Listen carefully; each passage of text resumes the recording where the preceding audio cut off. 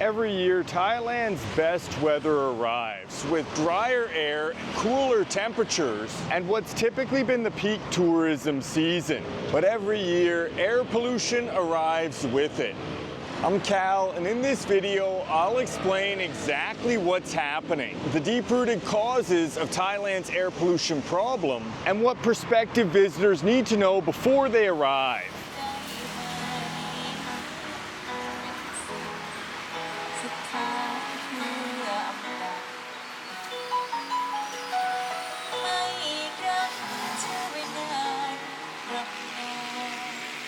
When people talk about air pollution in Thailand, the primary concern is fine particulate matter, most notably PM 2.5. These are microscopic particles small enough to penetrate deep into the lungs and in some cases enter the bloodstream. And repeated exposure to elevated PM 2.5 concentrations increases cumulative health risks over time with very real consequences. Thai Public Health reporting estimates that more than 12 million people per year are diagnosed with illnesses linked to air pollution, ranging from respiratory infections and eye irritation to more serious conditions such as cardiovascular and respiratory disease, with estimates linking pollution exposure to more than 30,000 premature deaths annually. For context, the World Health Organization recommends that average 24-hour PM 2.5 exposure should not exceed 15 micrograms per cubic meter. But during peak pollution season in cities like Chiang Mai or Bangkok, levels frequently reach 5 to 10 times that threshold. Studies from Berkeley Earth offer another way to visualize this exposure. In Bangkok, during the first half of 2025, average pollution levels were equivalent to smoking roughly 38 cigarettes per month simply by being outdoors. And in Chiang Mai, that figure climbed to the equivalent of 63 cigarettes.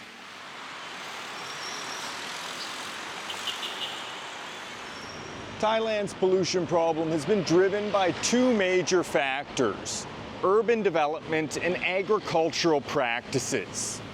In most years, elevated PM 2.5 levels first appear in January and peak from February through to early April. This coincides with Thailand's dry season and the annual agricultural burning period when farmers burn crop residue after the harvest. Burning is fast, cheap, and efficient, requiring minimal labor or equipment. For farmers operating on thin margins, it remains a practical method to clear land and prepare for the next planting cycle. While regulations restricting open burning do exist, enforcement is limited and penalties are often insufficient to outweigh the economic pressure to continue. And perhaps even more importantly, agricultural burning is not limited to Thailand. It's a regional practice across much of Southeast Asia, meaning pollution frequently crosses national borders, which creates two major enforcement challenges. First, even perfect domestic compliance would not eliminate pollution originating in neighboring countries. And second, unilateral restrictions place local farmers at a competitive disadvantage relative to regional counterparts. Agricultural burning is a typical problem of the commons. Profits are privatized and the externalities, the damages, are collectively shared, not just by Thailand, but the entire region. And addressing the problem will require coordination between many different countries with different political systems, economic incentives, and often with regional rivalries and even recent conflicts.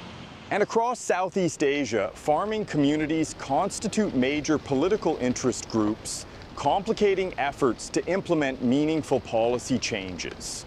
The result is a cycle that repeats with remarkable consistency. Burning begins, pollution accumulates, public concern rises, and temporary measures are announced. During severe episodes, authorities may mandate work-from-home arrangements, close schools, restrict construction activity, or announce short-term enforcement campaigns. But as burning tapers off and the rainy season arrives, air quality improves, attention shifts elsewhere, and the same conditions quietly re-emerge the following year. And northern Thailand is affected most severely, particularly around Chiang Mai, where basin-like geography traps smoke and fine particulate matter, allowing pollution to accumulate rather than disperse. While Bangkok is less directly affected by agricultural burning, but far more exposed to vehicle emissions, construction dust, and extreme urban density.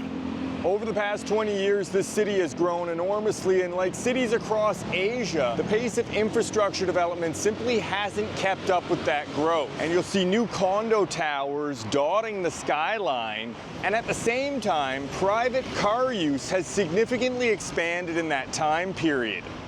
Large numbers of diesel-powered buses, trucks, vans, delivery vehicles, older cars, and motorbikes operate in dense traffic conditions. Emission standards and inspection requirements do exist, but enforcement is uneven, and many high-polluting vehicles remain in daily use far longer than they would in jurisdictions with stricter or more consistently applied regulation. And congestion further amplifies the problem. As high-rise condominiums and mixed-use developments have expanded across the city, population density has increased without proportional expansion of road capacity, while private car usage has grown dramatically over the past 2 decades. The result is predictable, longer traffic delays, more idling vehicles, and higher concentrations of pollution trapped at street level.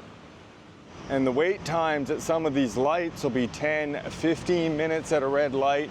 There's 3 in a row in this neighborhood, Ramanine, Phetchaburi, and then Sukhumvit Road, and it can lead to congestion that lasts 30 minutes, 40 minutes, just to get about a kilometer. And this has become a major issue in Bangkok, as transportation is the single largest contributor to PM 2.5 pollution in the city. And as you can see right next to me, they have new towers coming up, but there's no new roadway development.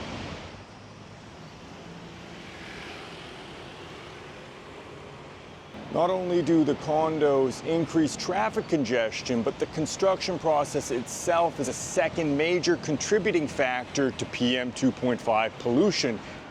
Bangkok has been in near constant redevelopment for decades, and construction activity generates fine particulate matter through excavation, demolition, concrete work, and material transport. And while dust control regulations exist, compliance and enforcement also remain inconsistent. This creates a steady background contribution to PM 2.5 levels, one that becomes significantly more harmful when layered on top of seasonal burning. And people living near major roads, transport corridors, and construction zones bear a disproportionate share of that burden year-round.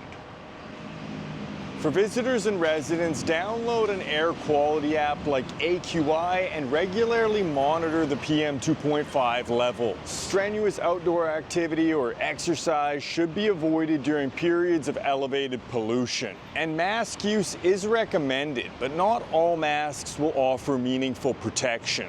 Only N95 rated masks or equivalent significantly reduce PM 2.5 inhalation. It's also important to understand that indoor spaces are not automatically safe. Fine particulate matter infiltrates buildings over time, and without effective filtration, indoor air quality often mirrors outdoor conditions within hours. For longer stays, an air purifier is recommended, but only appropriately sized HEPA purifiers offer meaningful protection, and they must be run continuously with windows and doors closed.